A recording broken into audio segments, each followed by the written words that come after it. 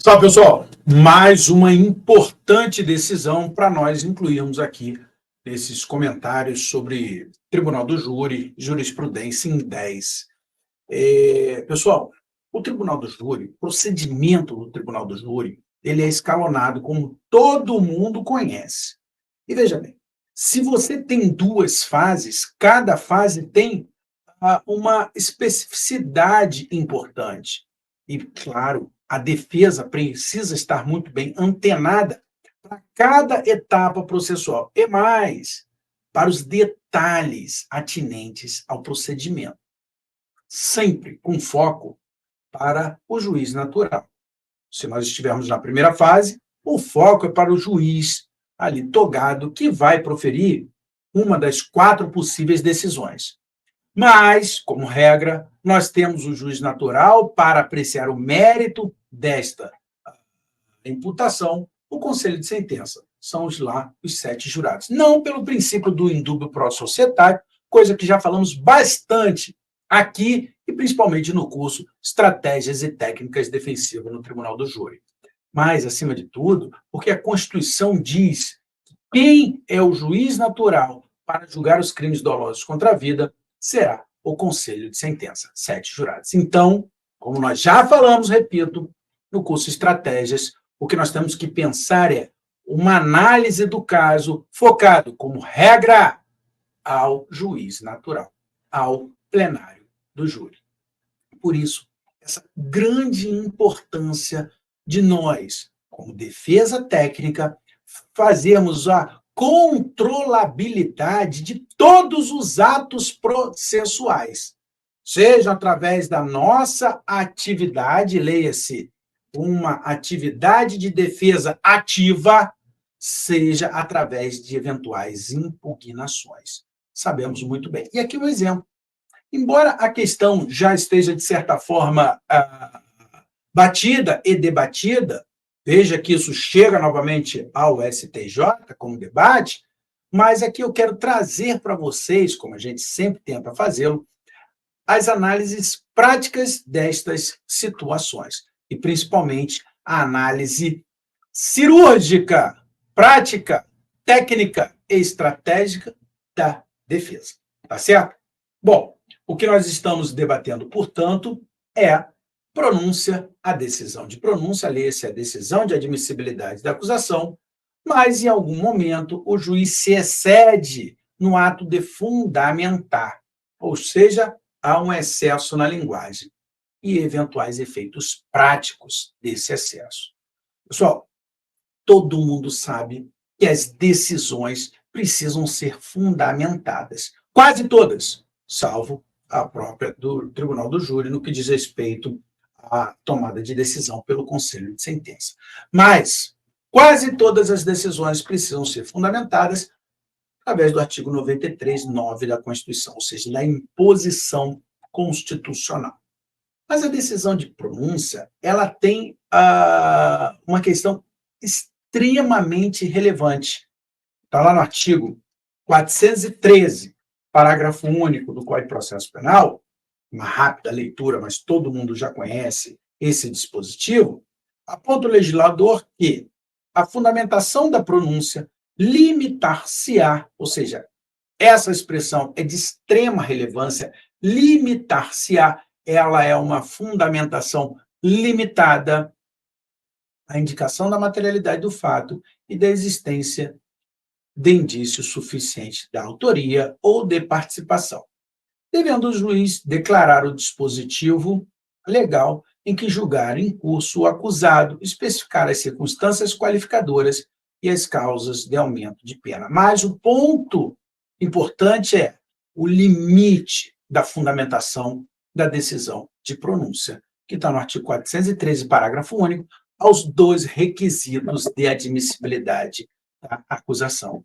E foi nesse contexto que houve aqui a análise pela 5ª turma do STJ, no HC 464069 de Tocantins, relatoria da ministra Daniela Teixeira, e aqui julgado no dia 19 de março de 2024. Bom, qual foi o caso? os acusados, o autor e o coautor, foram pronunciados. Houve um recurso em sentido estrito, a defesa impugnou, mas o tribunal, por maioria, não deu provimento a esse recurso, e aí, através de habeas corpus, chegamos ao STJ. Diz lá no acórdão: os acusados foram pronunciados com base nos seguintes fundamentos. Esse é o ponto principal da impugnação. O que tange à existência dos indícios de autoria, ao analisar com acuidade as provas orais disponíveis, tenho que materializaram suficientemente bem a vertente fática narrada na denúncia. Aqui já há um quê de ultrapassar o limite da fundamentação, mas o juiz de primeiro grau, ele acaba piorando essa fundamentação, ou seja, indo além dos limites impostos pelo artigo 413, parágrafo único. Diz lá: as provas judicializadas permitem concluir, sem dificuldade, que os acusados seriam supostos autores do crime, tendo os elementos probatórios indicado a responsabilidade criminal do evento criminoso. Vamos lá, pessoal. Todo mundo sabe que, a partir de 2008, as partes, acima de tudo a acusação, não podem sustentar como argumento de autoridade, ler a pronúncia, usar a pronúncia como argumento de autoridade, nos limites do artigo 478, inciso 1 do Código de Processo Penal, que está lá previsto. Durante os debates, as partes não poderão, sob pena de nulidade, fazer referência, 1, à decisão de pronúncia, as decisões posteriores que julgarem admissível a acusação, e depois diz respeito às algemas, ou seja, as partes não podem, nos debates, utilizar a pronúncia como argumento de autoridade. Quem atuou antes de 2008, como eu fiz, sabe muito bem que antes de 2008 era complicado. Lia-se a decisão de pronúncia e dizia: olha, o juiz que está julgando há tantos anos, uma pessoa que conhece lei, fundamentou dessa forma. Quem são os senhores juízes leigos para irem contra essa decisão? Era algo realmente muito complicado. Mas, pós 2008, isso é vedado, que gera uma nulidade, tema que nós vamos abordar em outra oportunidade, que são as nulidades no plenário do júri, acima de tudo, nos debates enfrentados entre as partes. Mas vejam, as partes não poderão utilizar a pronúncia como argumento de autoridade. Mas existem algumas decisões que dizem que a mera leitura por si só não gera argumento de autoridade. Basta, então, somente uma análise ali espacial para os jurados. É óbvio, julgadoras, que se eu estiver lendo a pronúncia, independentemente da ênfase que eu fiz, eles estão recebendo esse argumento de autoridade. Então, a defesa deve sempre impugnar o ato, inclusive, de leitura da pronúncia, independentemente da estrutura de fundamentação dessa decisão de pronúncia. Mas vai além. E aí nós estamos no aspecto prático, pessoal. Os jurados, as juradas recebem cópia da pronúncia. Antes de iniciarem o julgamento, até mesmo nos intervalos do cafezinho, da refeição, o que ocorre? Uma leitura da decisão de pronúncia. Então, ainda que haja vedação legal, ainda que ocorra nulidade, se for utilizado como argumento de autoridade essa pronúncia, os jurados leem aquela pronúncia. Ou seja, você que atua na defesa deve fiscalizar sempre a atividade de fundamentação da pronúncia, porque ela surtirá duplo efeito em plenário. Primeiro, é que os jurados lerão essa pronúncia. Podem se convencer pela leitura da pronúncia. Primeiro ponto. Segundo, não esqueçam, é a pronúncia, o fundamento da pronúncia, que será a principal fonte de formação dos quesitos que os próprios jurados, acabarão julgando. Por isso, foi um enfrentamento da quinta turma do STJ, voltamos aqui aos slides, dizendo o seguinte, aponta aqui alguns precedentes nesse caso. Diz lá, o acórdão que analisou, deixa eu voltar aqui um pouquinho, esse aqui foi o caso, o precedente, o acórdão que analisou o recurso em sentido estrito incorreu em excesso de linguagem ao utilizar expressões reveladoras de clara compreensão da culpa do acusado. A afirmação de que a autoria do delito está comprovada, estando respaldado no depoimento de testemunha, traz forte valoração do mérito da causa, sendo, portanto, passível de influenciar o conselho de sentença. Deixo aqui esse precedente de 2023. E também tem outro aqui. Além disso, quanto à fundamentação da pronúncia, importante frisar que a tarefa do julgador ao motivar as decisões relacionadas ao tribunal do júri revela-se trabalhosa, não é fácil, uma vez que deve buscar um equilíbrio a fim de evitar o excesso de linguagem sem se descurar da necessidade de fundamentação adequada, conforme preceitua o artigo 93(9) da Constituição, também o precedente de 2017 da própria quinta turma. Veja, pessoal, nesse caso, no caso que nós estamos analisando, olha o que o julgador aponta. As provas judicializadas permitem concluir sem dificuldade que os acusados seriam supostos autores do crime, tendo elementos probatórios indicado a responsabilidade criminal do evento criminoso. Vejam bem, imagine você sendo jurado, jurada, lendo uma parte, um parágrafo dessa pronúncia. É óbvio que, ainda que ocorram provas ali no plenário do júri, belíssimas sustentações, técnicas sustentações pelas partes, principalmente pela defesa, é óbvio que isso gera uma influência na tomada de decisão. Por isso que você que atua na defesa tem que fiscalizar todos os atos decisórios e, acima de tudo, a estrutura de fundamentação da decisão de pronúncia.